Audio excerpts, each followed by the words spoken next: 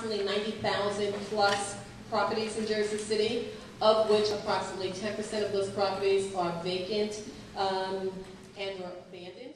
But some of the things that we're doing in Jersey City is that we have for quite some time had a task force, a quality of life task force that has been inspecting properties.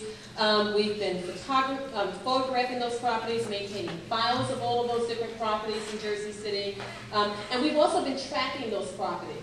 We've been tracking hazardous properties by coordinating with our police and fire departments as well, too. So we've done a really good job at creating a file and an inventory and a database of the different properties in Jersey City. Our challenge has been that everything that we've done has been in paper.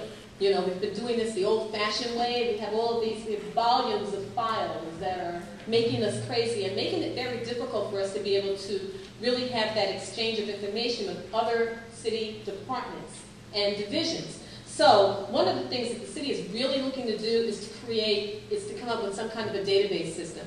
And we've been exploring, since we've come back from Massachusetts, exploring different database systems that are available out there. We've taken a look at parcel views. We've also taken a look at another system that escapes me right now. But in any case, so we're close to the point where we're ready to select the database system that we're going to use that will allow us to communicate with other city departments, divisions, etc., the tax assessor's office, the building department, the tax collector's office, so that we can better manage the various different vacant properties in our community, too. We're also in the process of preparing to introduce a vacant properties or registration fee ordinance.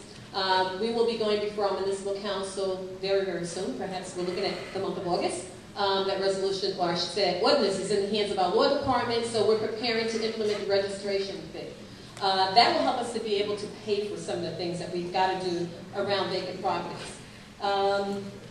The city is also interested in exploring the whole notion of land banking, and I have to say that the Center for Community Progress has been really instrumental in helping us to understand the whole land banking concept, because when you think land banking, you think about places like Detroit and Ohio and some other places where they have a large volume of vacant properties. And, you know, for us, we look and say, we have a large volume of vacant properties to a certain extent, but they're scattered. You know, sort of infill. So we want to come up with some kind of an urban land banking model. So we'll be dialoguing more with the folks from the Center for Community Progress where that is concerned.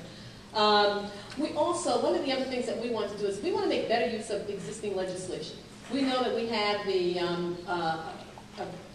ARA, I forget the name of the legislation, regarding vacant properties, vacant and abandoned properties. And we want to make better use of that legislation. We haven't done a really good job at that, but we're certainly heading in the direction we need to head with that. And we'll be working more with the network where that is concerned, too.